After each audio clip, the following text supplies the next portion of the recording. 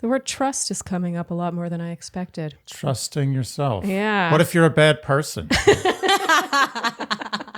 There's a thing called karma for that. Dear Shandy. Welcome back to Dear Shandy, listeners. Hello, Andy. Hello. How are you today? I mean, I'm wearing a sweater. I know. I wasn't sure if you were going to address it. Yeah. Andy never wears a sweater. Should be addressed. I mean, I do have the V underneath, Yeah. but it's freezing in unbearably here. cold. Yeah, I in was our supposed to wear a apartment. t-shirt and now I have a fleece on. It's just cold. It's freezing out and it's drafty. And for some reason, our heating is just not keeping up with No. the day. No, so, it is not. But I feel like, I don't know, that's keeping us on our toes for today's hot topic. Do you like my segue? Very nice. Aren't I such a professional?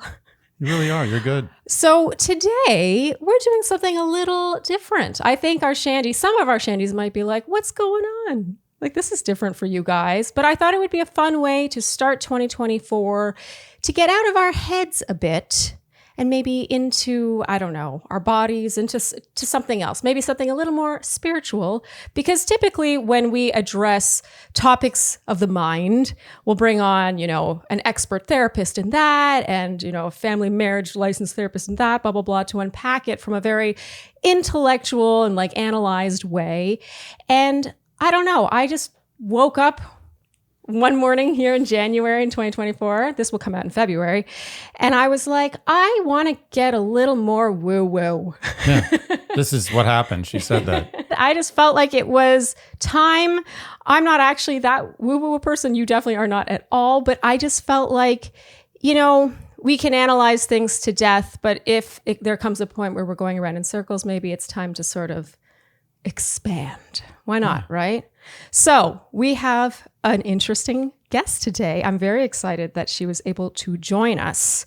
She is an acclaimed channel, psychic medium, writer, and author of her best-selling book, You Are Intuitive, Trust Your Truth, Take Back Your Power.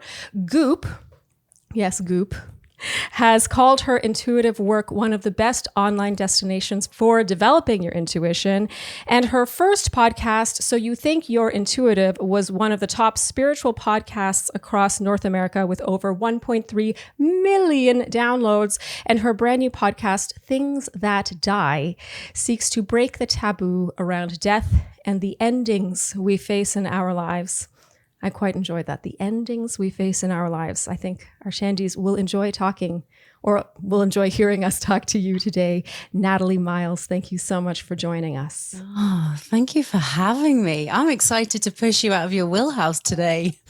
Yeah, it's definitely a little Our outside. woo house. Yeah, exactly. A little outside our comfort zone. But, I feel like the older I get, the more open-minded I become. And I think whatever works for whomever, who am I to be like, well, that doesn't exist. That doesn't work for you. I mean, to be honest, I tend to find that the people who are the most in touch with all that, the ether, tend to be the most grounded and maybe, I don't know, clear-headed. They might have the most clarity. So I think we all have something to learn from each other. So Natalie, thank you for taking a chance on Dear Shandy today. Oh, it's awesome. I'm excited to see what questions you have for me and where this conversation goes.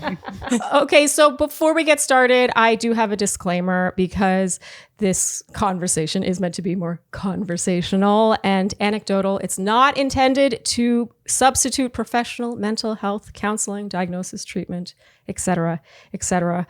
I hope I don't need to say that, but just in case. Well done. Yeah. All right, Natalie. In your book, we're going to start at the very beginning. You refer to an infinity symbol. And you say that it is the mystical, higher power energy we are working with when we connect to our intuition. And then I love how that little infinity symbol is just throughout the book. It doesn't even have letters associated with it.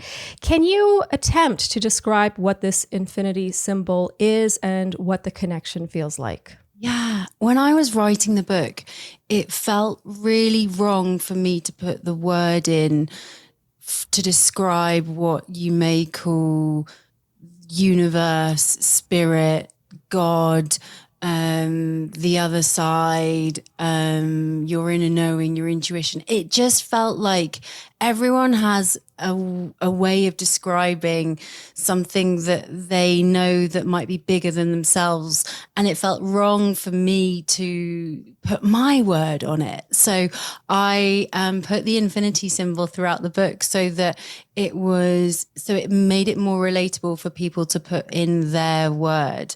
So for me, I mean, I use the word spirit or universe, but for me, this higher power is this energy of walking through life, knowing that you're held and supported and guided by something that is, outside of us, but also is us as well at the same time. So yeah, it's this fine balance of looking at that and really knowing that you're intuitive, like your whole body is intuitive. You saying about people being grounded and being more in their body, it is not just outside of us, but it is us as well. So yeah, that's why I put the infinity symbol throughout the book, because I wanted people to feel that they could choose.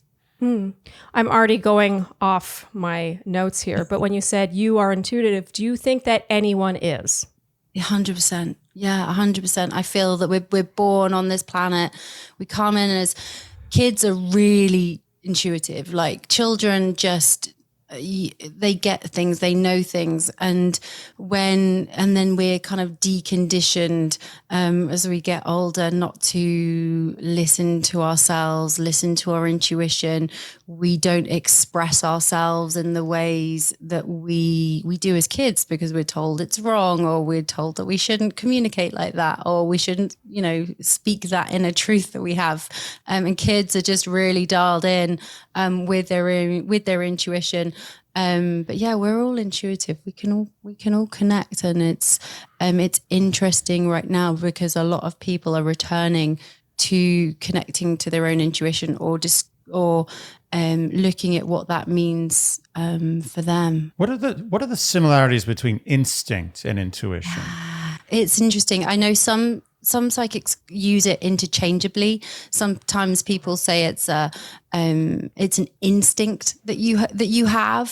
For me, I think intuition takes instinct one step further, where you tuning into what feels right, what feels wrong, but you're also receiving specific guidance or insights on career, on relationships, on what's happening around you. I think that instinct that you have walking through life of, you look left, you look right, and then something goes, oh, actually, you should look left again because, there's a car coming. That's part instinct, but it's also you walking into a room and being like, oh, I really don't like that person in the corner. I don't really like their energy. I don't really want to be around them. That's instinct, but also those intuitive feelings that you get around certain situations and people. Yeah. We're watching this Chimp Empire show on Netflix, which is great. Highly recommend. Oh, cool. Great stuff. If you like chimps, or even if you don't like chimps, it's good. Yeah. Good chimp watching.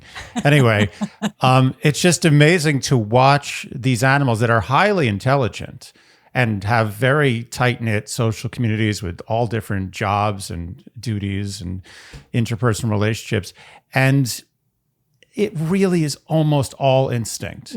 Yes, they're highly intelligent. They have real, a lot of bandwidth to work with in their brain, but it's really everything they're doing, from the smells to knowing there's enemies nearby, to knowing who to mate with, to knowing who's the alpha and what they're doing that day. It's all instinct. And it's just so interesting to think what you said about a baby. Like a baby is born, a human baby is an animal, and they're born with innate instincts, from millions and millions and millions of years ago, if not billions of years ago. And it's so interesting what you said about how that's all deconstructed and taken away by teachers like, no, that's not how you should think, or no, don't do that. That's wrong. But these instincts are right.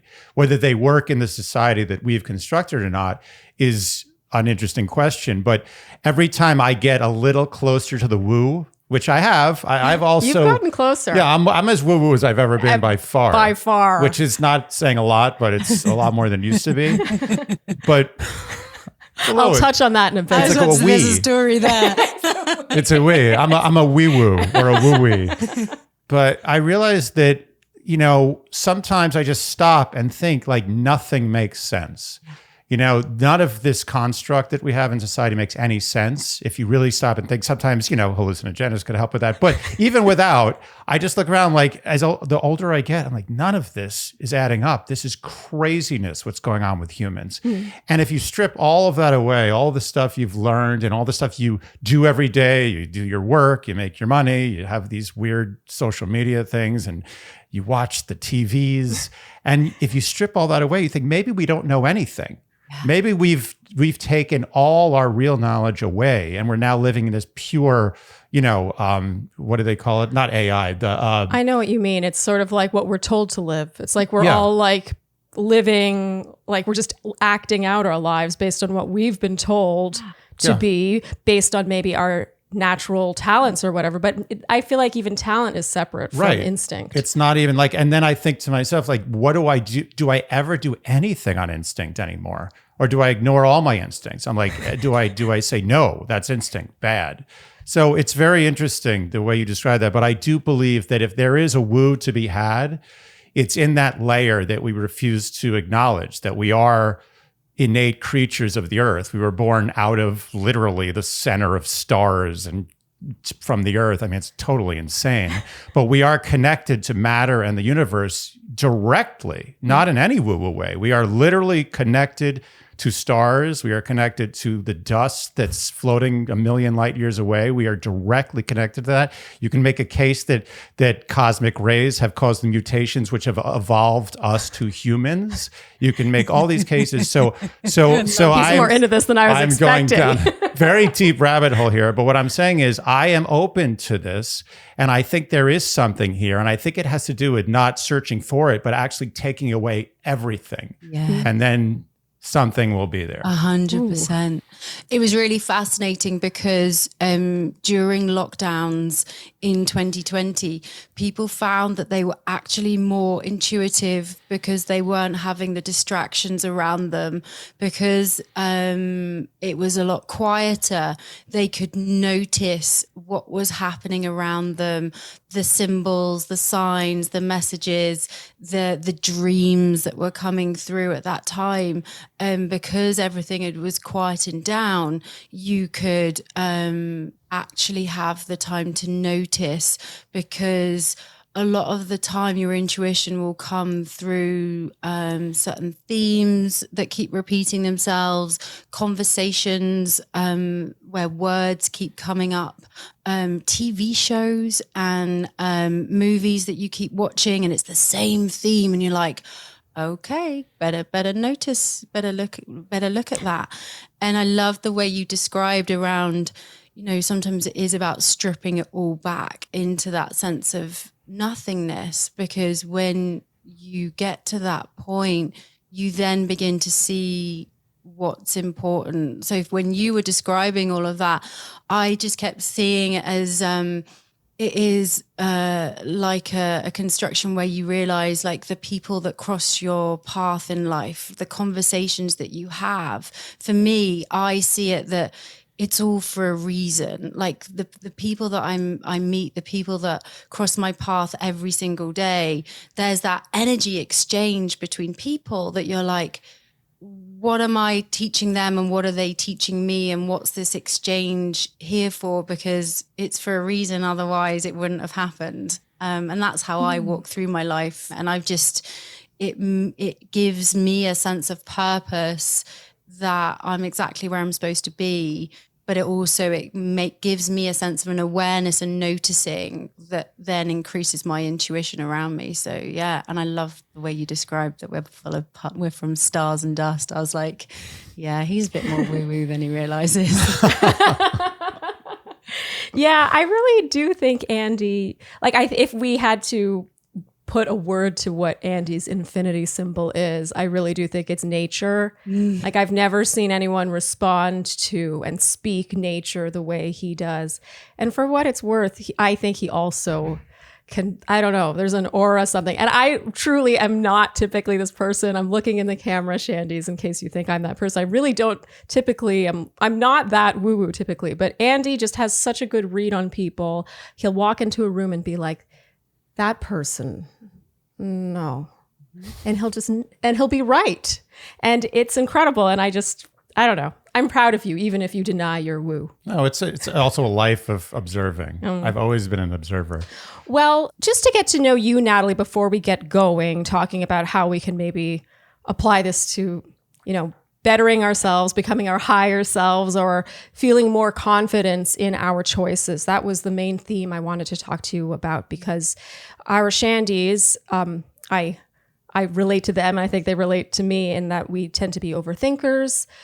We struggle with analysis paralysis and sort of trying to logic our way through life. I'm sure you encounter this a lot. So I want to get to know you first. When I read your book, what struck me the most above all else was your own trust and conviction in your abilities. And it was so striking to me as someone who has struggled to have trust and conviction, even if from the outside, someone looking in might be like, how can you not have trust and conviction in those things? Like everything is clearly showing you that you should have those.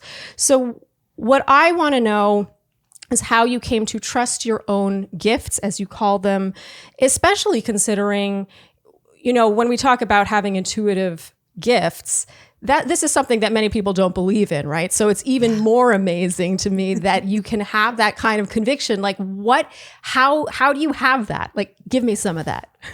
Yeah, I think it's really, once you know it's true, or once you've given messages to people, or you've, for example, like you've made a decision in your life and you've made it where it feels like the biggest hell yes in your body, and then good things or even bad things happen off the back of that, but in your heart that you made that right decision based on that feeling, it then encourages you to keep making those decisions and choices based on the hell yes of the feeling that's in your body, not necessarily asking your mind, but asking your heart. And so for me, it's interesting because I take action on my messages, and that has been the biggest trust thing for me, because with intuition, it is a lot of time people get the messages or the guidance, but they don't take the action on it. So for me, it's really been like, oh, I need to do that. I need to make that happen. So for example, I lived in the UK, and then I visited Canada. I went to Vancouver in 2010 and was like, I want to live in this city. Like, I feel this deep connection to being here. Like, I feel like I'm supposed to be here. Life. You're not alone, by the way. Andy and I were just looking We've also been to Vancouver, and every time we go, we're like, we should live here. We've had this conversation about Vancouver so many times, but yes. You may just have good taste in cities. Yeah. I don't know if it has anything more than that. It's interesting that we've never acted on it. She's got a point. Yeah. Okay. And so, but it's interesting because I was with a partner at the time when we were together, and we went together, and I was like, oh my God, let's do this. And he was like, oh, well, we've got we've got family back at home. I'm not sure if this is the right thing for me. It would be a long way away. And it was fascinating. The minute the relationship broke up, I was like, bing, Vancouver, I got to go. I got to make this happen. And it just felt really, really important. By listening to that intuitive hit of that Vancouver was important was massive, because I used to work in film. I used to work in film as a producer, director, and it led me to what I'm doing now. So for me, that city was, and that decision and that intuitive hit has led me to doing what I'm doing now, and is part of that journey. And so I see that all those little decisions that you make along the way shape you into the opportunities that you have and the people that you get to meet along the way. And for me, it's again that trust that by me saying yes, or more importantly, also saying no, of like, oh, that doesn't feel right. That feels icky in my body. Again, it's really listening to how the body feels, not the mind, but how the body feels with it. And being like, do you know what? Everyone is telling me around me, yeah, do it. It'll be a great opportunity. Yeah, you should do that. But your whole body is like, oh God, like, no, this doesn't feel aligned. And I've just become pretty good at listening to that and trusting it. And that's why I felt like I wanted to write about it and share about it with others to inspire people to, open themselves up to listening to their own intuitive bodies, because the mind is powerful. Like the mind can tell you stuff and overthink, as you say, and you can put yourself into big freeze mode and never make any changes or take any action on anything. Yes. And what's interesting, oh, sorry, you were about to say something. No, I was going to say, are there people with bad intuition? Such a you question. What's fascinating is that sometimes people know that they have to make the change, but they don't make it. So they can spend years not taking action on the intuitive hit that they know they need to make, but they don't do it out of fear, or they don't do it because they don't want to end the relationship. They don't want to change the job. They don't want to move to the place that they know that would really bring them joy. So they that's the biggest thing I see with clients, is that they know intuitively what they really want to do, but they don't feel confident in taking the action to make it happen. But the thesis is that everyone's born with good intuition, but some people have bad intuition because they don't listen to their intuition? 100%. Yeah. Okay. It sounds sort of like the fear infects it. Right. Or at least covers it up. And that will bring me, I'm going to get right to it. There was a single biggest question. We always poll our listeners. We call them our Shandies before we have on a hot topic guest like yourself. And we ask them questions. Okay. And I could not believe how many people asked about intuition versus fear and or anxiety, anxious thoughts. What's the difference? How do I know the difference? Like if you are someone who does have anxious thoughts on repeat, I can imagine how that could start to feel like your intuition because you are listening to it so often. 100%. What would you tell those people? The easiest way to distinguish between your intuition and or fear, anxiety, is the intuitive message will come in, it will give you the guidance, and then it leaves.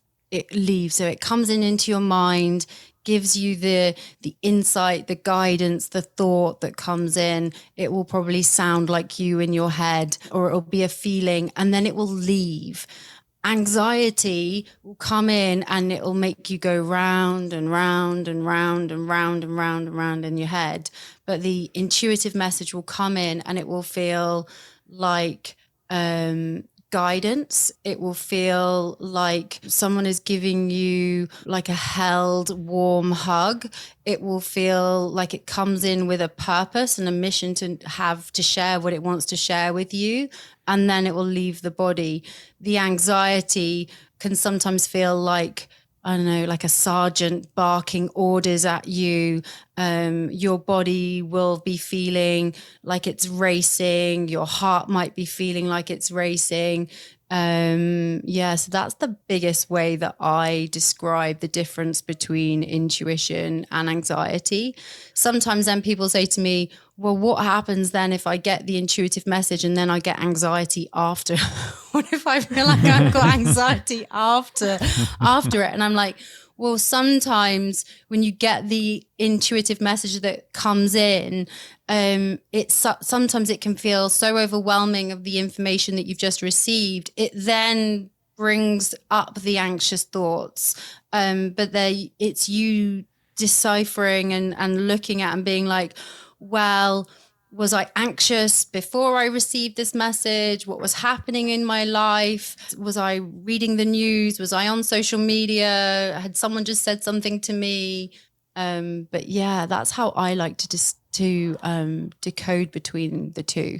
Also, just hearing you say that and just thinking of my own hell yeses and hell nos and the subsequent anxiety I would feel after what, like you said, felt like a warm hug and then the drill sergeant. Yeah. When I think to those moments, to that voice, it does tend to involve a significant amount of change. Yeah. If I think about it. It was only while you were speaking that I was like, oh goodness, because I do feel like the anxiety, the fear tends to live in a place of not wanting change, of telling you why it is too difficult, it is too extreme. Yeah. Why it's not the right time. And I mean, for all you know, that voice might never think it's the right time. Yeah, 100%. And that's why when the intuitive message can come in and it feels so big, and that resistance to the change, and then the overthinking that then happens, that then puts you into the freeze mode or the flight mode where you're like, I'm out of here. Like, what am I doing? Like, this isn't what I want. And the biggest thing that I find is, which I'm recently been calling permission to live, is that the biggest block that we have is this fear of the permission to live that we have off these intuitive hits, because the intuitive message can sometimes start quite small. And I then describe it like you get those little nudges, like, are you going to change this? Is this really what you want in that relationship? Is that really what you get those little pings along the way until the big life boulder comes in and is like, right, we've been giving you these like intuitive nudges for the last little while, and now it's time to really, you're not listening, so we're going to have to bring in the loss of job, the health problem, the big life-changing move, because the panic attack. Yeah. Mm-hmm. And when that does happen, it is about what helps you to regulate your central nervous system so that you can bring yourself back into a state of ease, or settling yourself down so that you can then be in the state of receiving the right message. There are so many people that only look for intuitive guidance when they're feeling anxious about something. So when they really want to know the answer on something is when you start to go look for it. And there's so many people who have, card decks, like oracle card decks, or they're a special card deck that they like to pull, and they go and they'll pull cards, but they'll only pull cards when they're anxious about something. They want to receive a message on something, and then they get the card that they want that's come out, and then they read it and they're like, oh, I'll put it back in and I'll pull another card just to see if that, maybe I'll get a different answer that time. And it's interesting how the this desire, this need can also have a real impact on the intuitive message that you're receiving, when you're like, oh, am I making this up? Is this because I'm anxious or overthinking it? So the natural follow-up question to that is then, do you think if you do feel yourself sort of going on loop, looking for a message and feeling like you're in that state of anxiety, that it is best to sort of stop, back away into stop. Okay. So take a breather, not necessarily focus on that, looking for that message over and over again in that state. Get into nature, go and do something, go move your body. Sometimes the intuitive message comes, I find in nature, like Shandy has said, is that, nature is a really powerful tool to receive. So if you're someone that is getting in your head, but you want to receive the intuitive message, go move your body, go listen to the music, go out in nature. It really changes, and you'll be able to receive in a completely different way. So let's say someone is working to trust their own intuition, but negative outcomes, a lot of us have had negative outcomes, right? A lot of us have had bad experiences. And so there's, I think, a difference between being realistic. You know, some people want to prepare themselves for the worst or just they don't want to live in, you know, the proverbial clouds.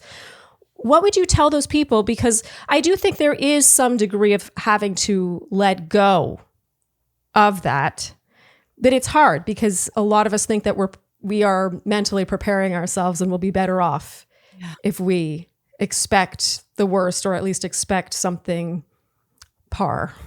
I find that with client sessions and group sessions, there is this, a lot of the time, this making do energy versus really going for what you really want. Again, whether it's in relationships or careers, people kind of limit themselves in that. And I think there's a fear of messing it up, like getting it wrong, getting the wrong intuitive message and then taking action on it. That's one of the biggest questions that I get is, how do I know whether what I've received is right or wrong? Or, the outcome of what I thought was going to happen off the back of me taking action on my message wasn't what I expected. So does that mean that the intuitive message I received was wrong?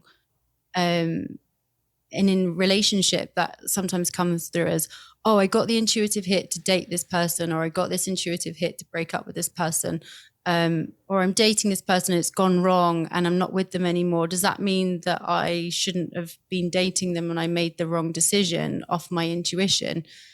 What's fascinating is it's not about the outcome of receiving the intuitive guidance.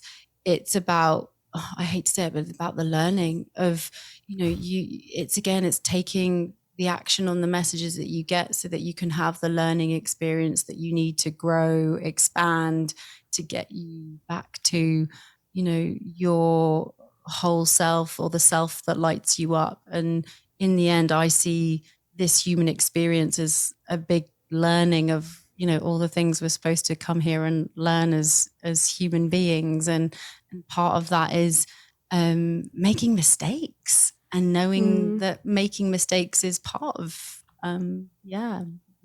moving through life. Isn't it interesting how I think if you look back over our ups and downs, or even our more challenging moments, I think anyone, I'm looking at Andy saying us, but I really think anyone could relate to this. You always look back and are like, but I learned so much from it. Yeah. And actually the decisions I then made were based on what I learned. Yeah. And that got me closer to what I actually want in life.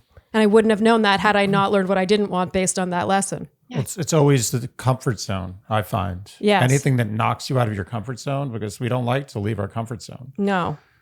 Anything that knocks you out forces you to make choices. It's just so interesting how often that intuitive voice, 99.9% of the time, what it's telling you is something outside of your comfort zone. Yeah.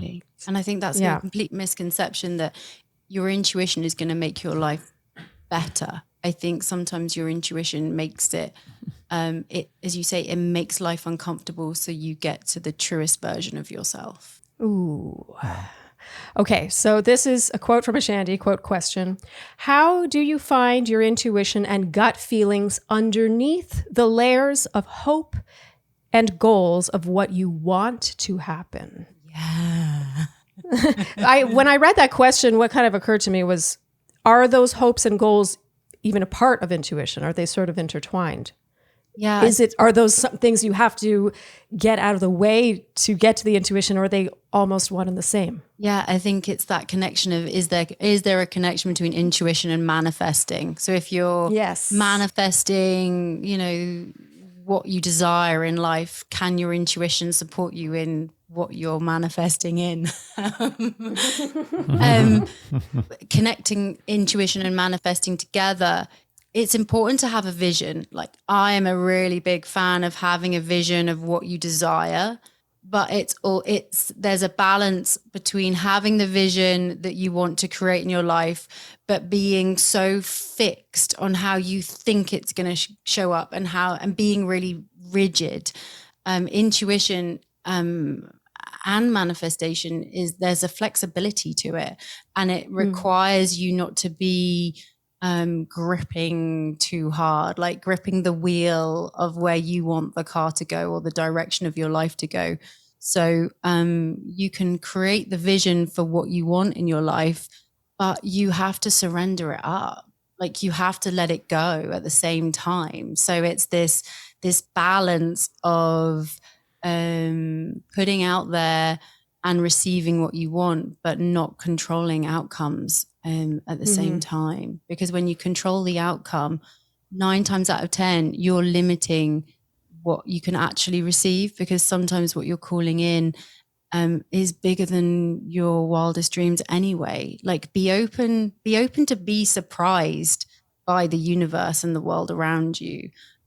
Because life can take you in lots of unexpected places, which is pretty cool. I do feel like what you just said could also be applied to analysis paralysis, because I know I fall victim to this sort of, you make so many lists of pros and cons that you then make your choice. But how often does the choice you make actually result in the expectation that you had in your mind? Yeah. So it's like there comes a point where you do need to let it go. This is something I'm working on. This is my 2024 mission.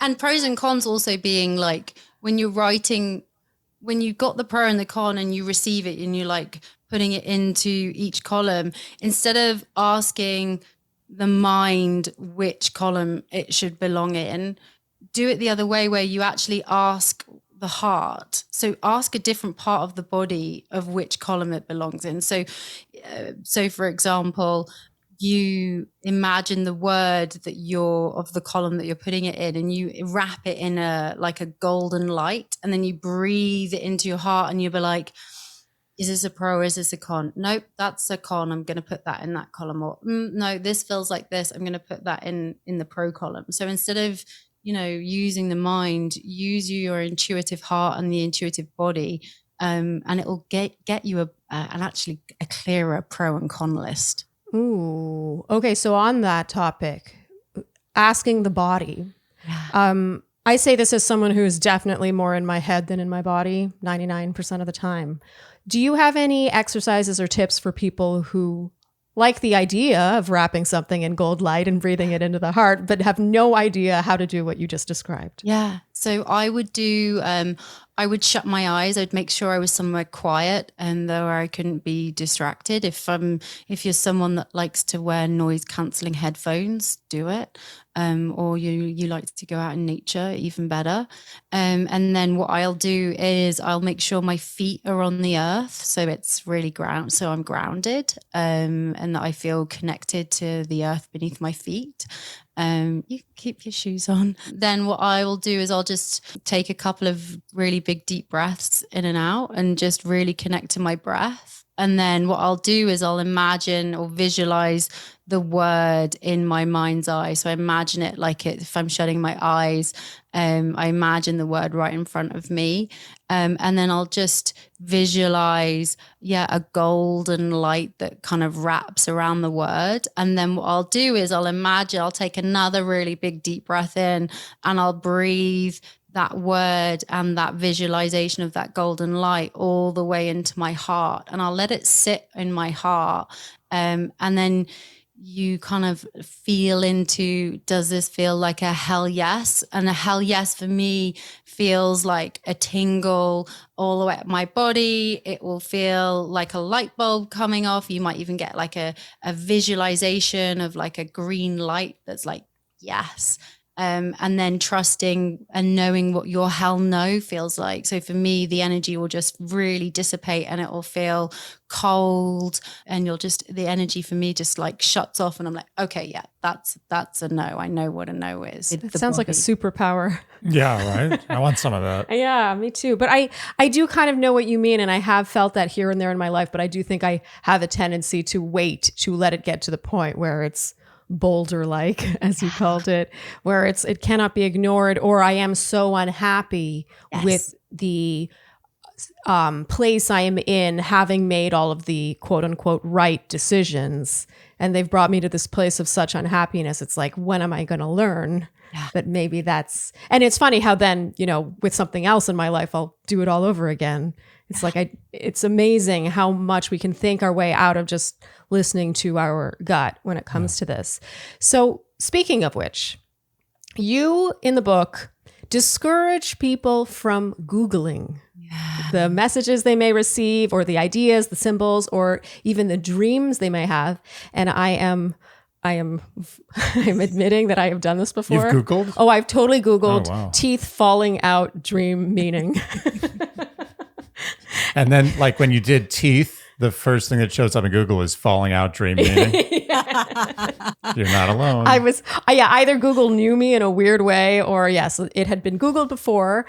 And I can see why you told people not to do that, because I found the result, like, sure, I could apply that meaning to my life in some abstract way, but I also wonder what conclusion I might have come to had I not Googled it. So how about explain your desire? You went out of your way to tell people not to seek, an explanation, an interpretation outside of themselves.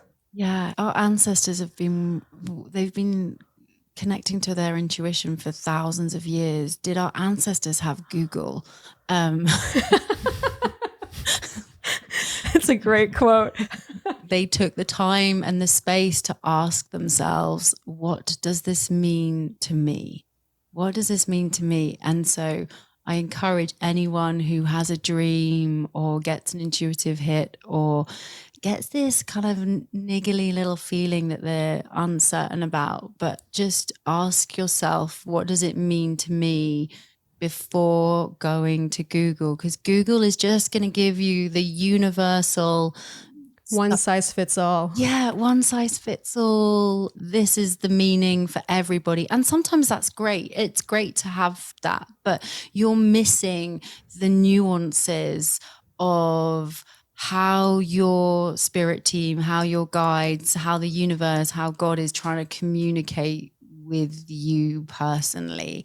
And so give yourself the benefit of the doubt that you are capable of tuning in and asking yourself that simple question: what does this mean to me at this current time? What's happening in my life? What's going on? How does this symbol or this feeling or this word relate to what's happening with this current situation? I guess they had the Oracle back then. The town Oracle. That was Google. She liked that. Yeah, I was thinking of that, the seer from, was it Game of Thrones? Yeah, the seer. Yeah. I got to say, when they would go to the seer, I'm like, I want to go to the seer. Yeah. But you can't Google like where to get the best bread in town. You got to wait for a big decision.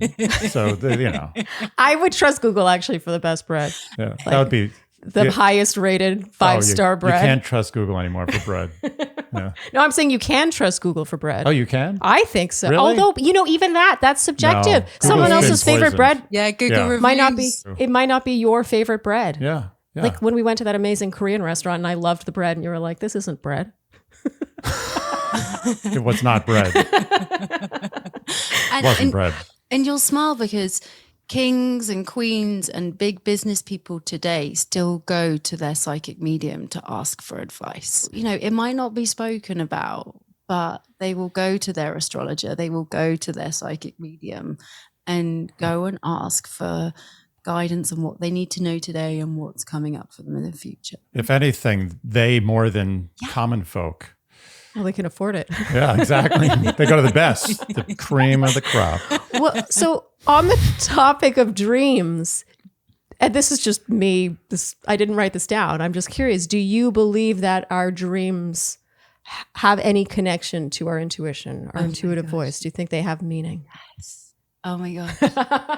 If there's one thing I can encourage everyone to do is start a dream journal. Like if you can remember, if you're someone that remembers your dreams, even if it's just a random image or something or a feeling that you woke up left behind. When you have the dream and you wake up in a certain like feeling or state, start writing them down and you'll begin to see themes and patterns of how things are communicating with you. Loved ones who have passed over love to come forward in dreams and give messages. I love it. I have loved ones that come through in my dreams, because sometimes people, especially if you're someone that does overthink in a wake state, what will happen is because you're more relaxed and open while you're sleeping, you're in a more open state to receive the intuitive messages and guidance that want to come through for you. So if you're an overthinker, but you're a dreamer, begin to notice your dreams, because if they can't get to you when you're busy and overthinking, the dream state is really potent. I was listening to someone talk about dreams the other day and how, time is altered in your dream state. Sometimes you could be dreaming for what seems like hours and hours, and it's, it's like Inception. Yeah. Love that that's movie. The usual comparison. But he was talking about how in dreams, there's no future and no past. So you're forced into the present of whatever's happening. And it just was interesting to me because if you strip out time, if you strip out our thoughts, our worries about the future, and our remorse or our regrets, ruminations yes, about the past, you might be put in a much better decision-making or more instinctive or intuitive place. And that made me think that in dreams, maybe, you can achieve some kind of intuitive decision-making in dreams because time has been basically eliminated. Ooh. Yeah.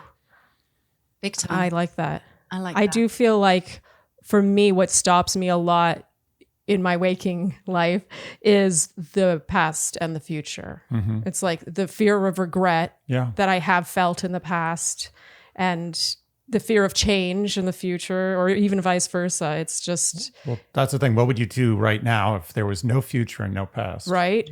It's such a good point. Well, that brings me to my next question, which is bravery.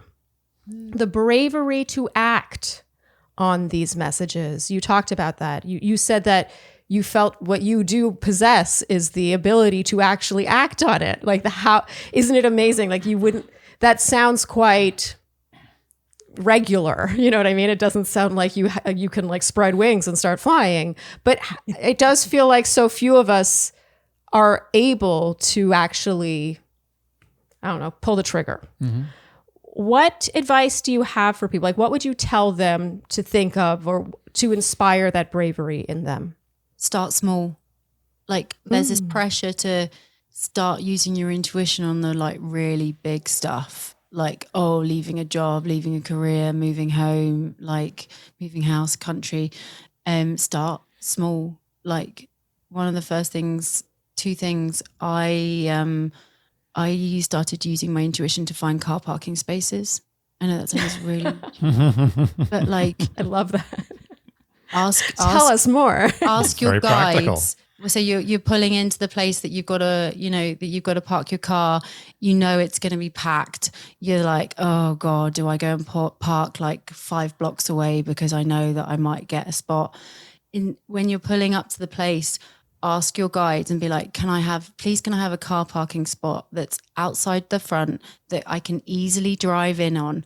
And just start seeing what happens, because I find that's a great way to start practicing listening, because so many times I've done this myself, and then I've seen a spot, before where the entrance is, and my guide's like, do you not trust us? Do you not trust that there's gonna be like a space? And then, one person leaves and the car, and then suddenly there's a space.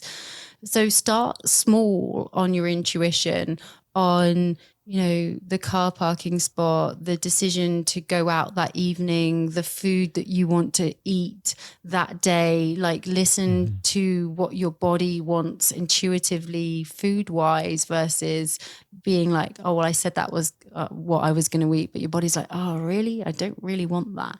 I think starting small with the intuitive messages that you're asking for is it builds up that trust muscle, so that when you really want to ask the bigger questions, you have that confidence, because the more action you take on your intuitive guidance, the more intuitive messages you receive. Like, it's a connection between the two. So yeah, I would I'd start there.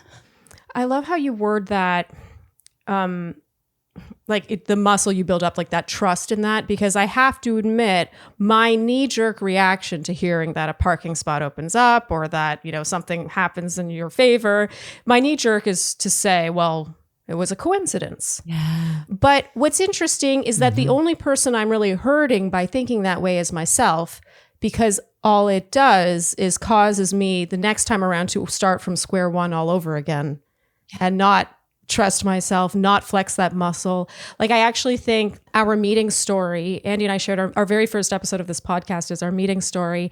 And I remember when we shared our story, like, we're so not believing in this stuff that I think actually our meeting story is a really good example of us each trusting our gut, trusting our intuition in spite of a lot of odds that were against us, truly, and still coming together. And it was such a transformative night because we really never would have met otherwise. You know, maybe you could believe that maybe we would have, but it was just very unlikely that we would have met. And while it's more my personality to write that off, it's just like, oh yeah, like it was so unlikely. It kind of gives me the willies. That's how I tend to feel about it. I could also choose to believe that something was calling me to go that night, just as Andy could choose to believe something was calling him to go that night. And I wonder if our lives would be different for the better, or if we would be different for the better, if ever since that night, almost 10 years ago, we chose to trust that instead of to write it off and to trust ourselves so little, in fact. Yeah. Yeah. You made it a little easy. It's cheating. What do you mean? I mean, I knew right away. You like hit me over the head with a hammer. What do you mean? Like what? I knew you were the one right away. No, I'm not saying that I didn't know you were the one. I'm saying that all the steps that led up to yes, that. all the decisions we made that led to that, like it was pouring rain. There was no reason to go out. Both of our friends canceled on us. We didn't know anyone there. You know, there was all these reasons. It was in Tribeca. We live on the Upper West Side. Like, what were we thinking? And it is so easy to just be like, yeah, what were we thinking, and write it off. But well, I'm a clairvoyant, so I know what I was thinking. I'm convinced Andy's clairvoyant now, by the way. I don't know. In these last 10 years, I've just become so much more woo-woo. And a lot of people commented and they're like, how can you think that there was nothing working for you that night? And I think they're kind of right. Let yourself believe. Because by letting myself believe, I will trust myself more the next time I need to believe. 100%. Right. Because if you don't trust yourself, yourself, what's wrong with that? Yeah. Because if you don't trust yourself with a car parking space,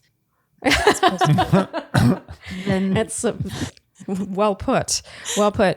Okay, so I quickly want to touch on death and endings before we bring this episode to an end. That's a great place to end.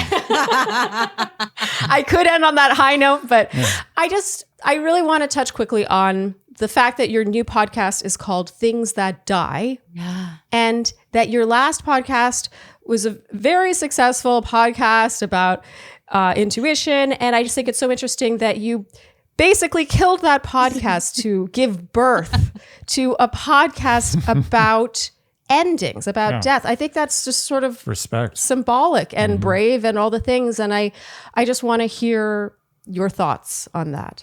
Yeah, I just found that through all of my one-on-one client sessions and group sessions, it was so loud that we don't honor the endings, and that we face so many different types of endings in our lives, not just physical death and leaving this planet, but so many endings through our day-to-day life that we don't know how to talk about. Talking about death is such a taboo topic. You know, it's something that we don't really want to go there and talk about. So I was intuitively felt really guided to open up that conversation and to get people onto the show to talk about their own death and endings that they faced in their lives, to inspire other people to think about what death and endings means for them. And it's been fascinating because people have been really vulnerable in what they've shared,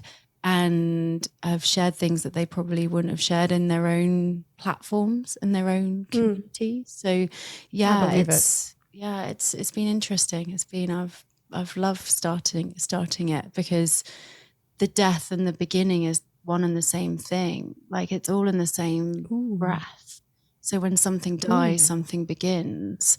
And so it's been a really interesting topic to go down and explore.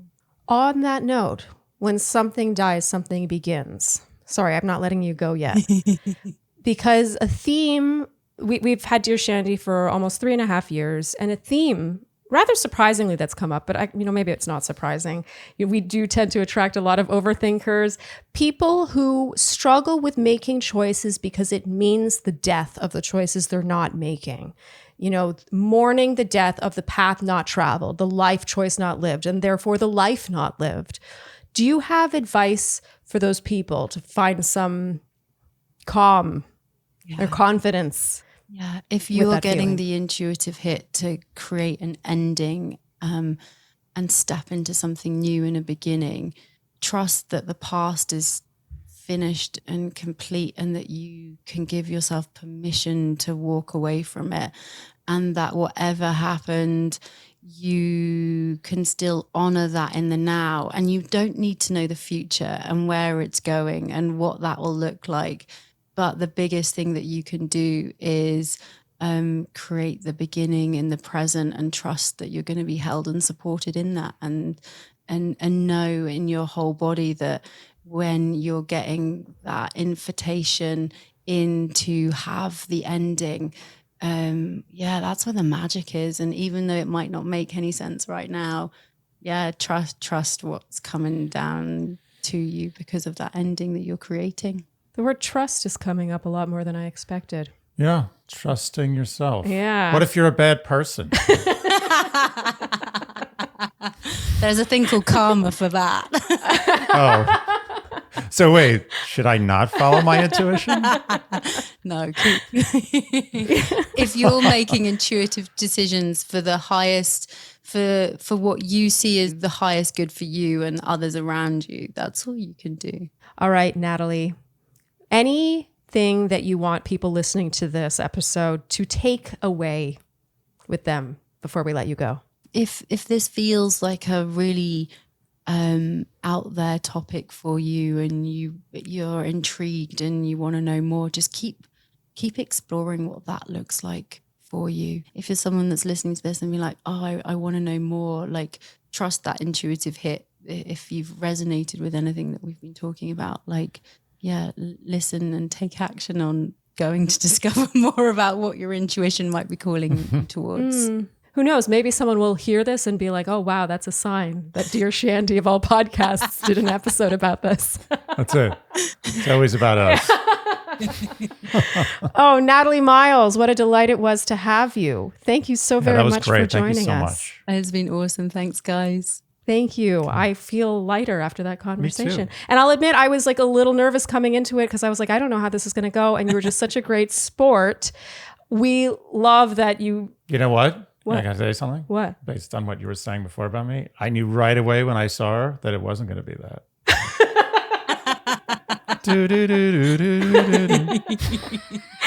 All right, Natalie, thank you so much, and keep in touch. And I hope our paths will cross again one day. Thanks, guys. Take care. Have a good one. Bye. Bye. Ooh, Andy. Did you really? When you first saw her? I knew right away. Really? Yeah. How? I don't know. You just knew. I knew. I remember I came down. I was on Andy was on a work call that ended 5 minutes later than it was supposed like a to. little stressful. It was stressful. So I came in the most un-woo-woo place a human can be. Yeah. It was all like tense. And I was annoyed. chatting with her on Zoom before we got rolling. And I remembered as I was walking down, I remembered, who the caller was. And I was like, ooh, I hope it's, Not who the caller is, a guest. It's a hot topic guest. Sorry, the guest, correct. Although maybe one day. But she it seems calling. unlikely that she would ever call asking us for advice. You never know. It'll be under a pseudonym. But I was like, I hope she's, You hope she's cool. Well, because if I'm totally honest, you were resistant to this topic. It depends how you approach it. Yes. And some people, the way they approach it is it's not flexible. Yes. And in the wrong way. Yeah. And I don't want that. Mm-hmm. And I didn't want that. And when I came down, I was like, I want it not to be that, because I right now don't have the bandwidth to sort of fake it through that. Uh-huh. And as soon as I saw her, I was like, oh, we're good. Oh, I love that. It's not the way she looked or no, whether it was she her energy. There was a distinct intelligence I sensed. Yeah. But not that you aren't intelligent if you're the other way. I don't want to disparage. You know what I'm saying. Everyone knows what I'm saying. It's just a specific Cover type your of bases, intelligence. Andy. Everything's covered. Disclaimers. You got any more disclaimers? Yeah, I was very proud of my disclaimer. Your disclaimer was personally. excellent. Yeah. It seemed like you had read that like 100 times. I mean, I put that together just because we really do typically have all these licensed therapists on to talk about, when we talk about anxiety, anxious thoughts, fear, like life decisions, making those decisions. I just didn't want anyone thinking that this was anything but what it was. But I actually think, like I said, as I get older, I just believe in it all a little bit more.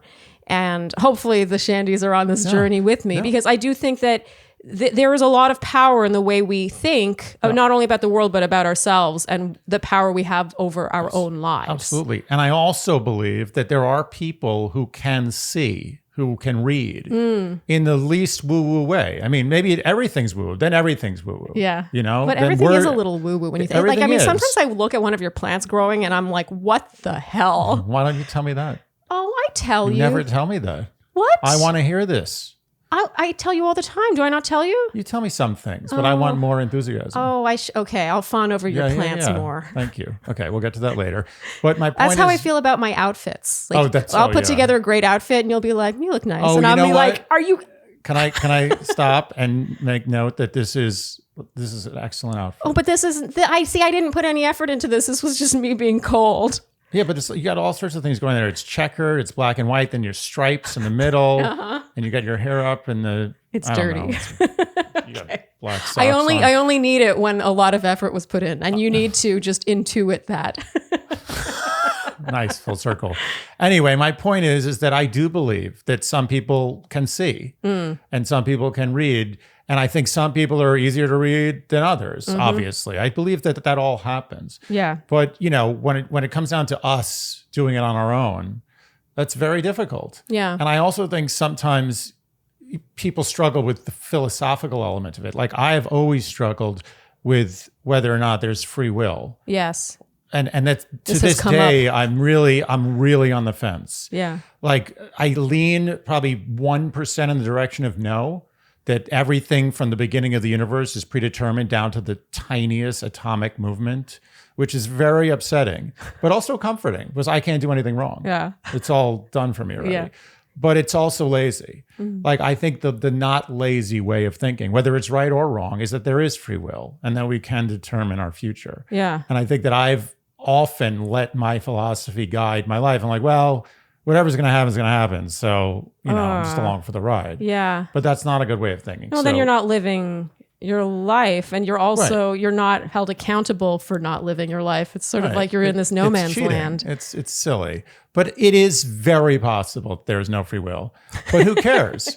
Because we have to, at the very least, make believe and hope and leave that reservation that there is free will. You can't live. It's the same way as what we were talking about on a recent episode where you're like, oh, I'm not going to get this job. I know it. I'm going to interview. My interview is going to stink, and my hair is going to be messed up, and the person's going to hate me. Oh, you're talking about the negative thoughts, thinking, and then you go to the interview and you don't get the job. Yeah. And you're like, see, I knew it. And so all you did was lose up to the interview and then lose at the interview. Yeah. Instead of being happy, until probably using that positive energy to get the job instead. 100%. You've lost everything. So why not just say, okay, I have free will and just live your life like that? Who cares if you're wrong? Yeah. It doesn't matter. I got to say there's something to this just because I have witnessed it in my own life with, for example, auditioning. Like when we first met, you would hear me talk about auditions. Yeah. Like I hated auditions. Oh, you hated them. I dreaded auditions. I couldn't sleep before auditions. I lacked confidence. Like I could never perform in an audition the way I could on a stage. And thus most of the work I got was from performing, not from auditioning. And people always tell you, like my mentors would tell me, everyone in the business tells you that you can't bring that energy into an audition because it infects it. Yeah. You emanate fear Your pores reek of it. Yes. And it's not so much that you sound like a worse singer. It's just that people want to watch someone who's enjoying what they're doing when they're on a stage performing, singing, dancing, you gotta anything. believe it. You gotta do the audition as if you're performing for 2,000 people at the Met. Yeah, and you want to be there. Yeah. You want to be there. And it's incredible how that mindset shift has changed my auditioning and also my results. Like I've now, there was a time when I rarely got gigs out of auditions. Like I said, I would get it out of performances, from connections. Oh yeah, she's great to work with. She's really good. Yeah. And then I would get hired. And now I'll do a cold audition where no one's heard me ever before. They don't know who I am. But afterwards they're like, who is she? Right. Like, isn't that incredible? No, I have to say, you've done a lot of, 2023 was the year of work for you, self-work, and you've done an amazing job. It's so good that my laziness of self-work, it's like osmosis. Like, it's just like, it's secondary. Oh, no, you've been working on yourself too. You have. We both have. I am so glad I listened to my intuition and didn't let your poo-pooing over. I'm getting an I told you so right now. This is an I told you so. But it was very light poo-pooing. Well, because it was extremely light. It was like a tiny little poop. Like one of those little balls where you're like, that's all I got. It's a hard one where you're not sure if it's rabbit poo or food. Wait, what? Like where it's like a gerbil or whatever, and its poo looks just like it's food. Oh, I was thinking about my actual poo that I made. Two different topics. Anyway, this episode came very close to not happening, this topic. Yeah. And I'm just so glad that you gave in and that she was such a great sport. See, difference between bad and good intuition. I think that's a wrap. We can stop patting ourselves on the back. Yeah, how is this suddenly about us? Maybe our Shandies are like, I got nothing out of this. Yeah. Can you stop? I like Dear Shandy more when they didn't compliment themselves so much. Okay, we'll wrap. Yeah. We'll shut up. Right. But I do think, there's something to it. Yeah, something to trusting. Trusting. Trust that gut. Trust that chimp instinct. It's a chimp instinct. We're all chimps. When I think of, she talked about the hell yes, the hell no. Okay, I swear we were going to wrap, but I have to talk about what these three things were. My two big hell no's in my life my big hell yes was going on The Bachelor, which changed my life. Yeah. And made me, in some ways, first I kind of hated myself, but then it turned into me loving myself. Lots of doors. And it also just a self-love that came from, honestly, a lot of it is the pandas and the shandies. Would you say it was an amazing journey from The Bachelor? It was an amazing journey. Okay. But then the next one is a hell no, which was leaving Germany when I was living over there and singing. There's a lot of people in history who've had that same hell no. Very grateful for it. Yeah, I just, from a logic standpoint, it made sense to stay in Germany and continue pursuing my singing career in Germany. That's where all the opportunities are. Like, it made no logical sense to leave Germany at that point in my career. And it was a hell no for me. And then my third big hell yes. These are decisions I made for myself, not based on logic. And the third one was hell yes to you. No. And they were great decisions. So, that's sweet. That's a good way to close. Okay, we'll close there. No, but I'm not shutting you up. That was actually a good way to close. Okay. If you enjoyed what you heard today, you know what we will ask of you, and that is to like, subscribe, hit the notification bell, follow us on Instagram and TikTok, leave us Apple and Spotify podcast ratings and reviews. Tell your friends. Yeah, tell them. Yes. And generally do all the things you would do to support a podcast you enjoy. Thank you so much for tuning in and joining us along for this 2024 ride, Shandies, and we'll see you next time on Dear Shandy. Bye-bye.